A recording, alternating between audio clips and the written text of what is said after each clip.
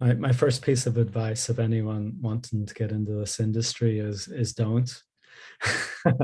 It's really not an industry for somebody who's not passionate about change making. There's a lot of people now getting into the business of sustainability and becoming quite disillusioned because it's a tough process.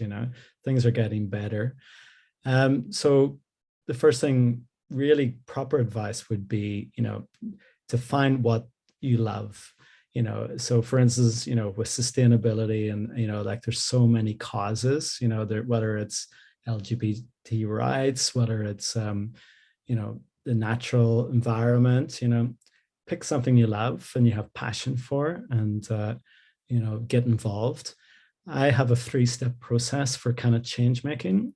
One is like kind of getting to know yourself, like some sort of, I like to say spiritual practice, but basically connecting with yourself. So, I love meditation and yoga, and I think that's a really great way to kind of, get out of this monkey mind that we have of thinking and to kind of see what's really important. Then the next step would be to volunteer, and that's to find that cause that you really connects with and to get involved in it and start to, either volunteer or join an organization that's involved in it. And the last one is to buy ethically.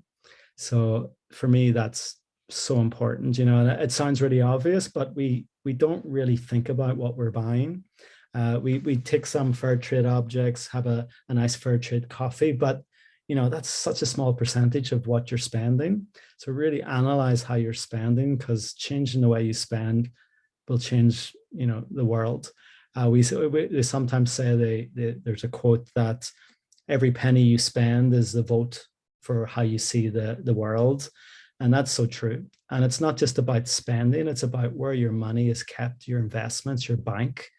With 350.org, we have a Switch Bank campaign, and that's all about, just finding out the banks who don't invest in fossil fuels, who, maybe aren't involved in Middle Eastern wars, etc., and put your money there.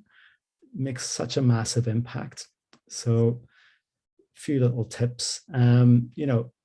I went to advertising, university, art college, and studied all the way through.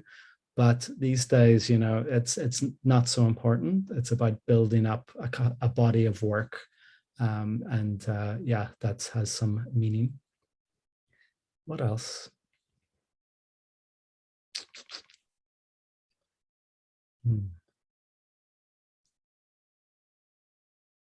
Yeah. Okay. So I think that's really the biggest bit of advice is, there needs to be a blur between the line of your work and your passion.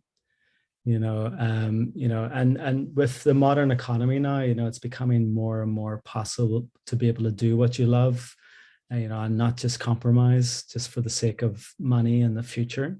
Really, if you really get involved in what you love doing, the money will come. And yeah, be happy.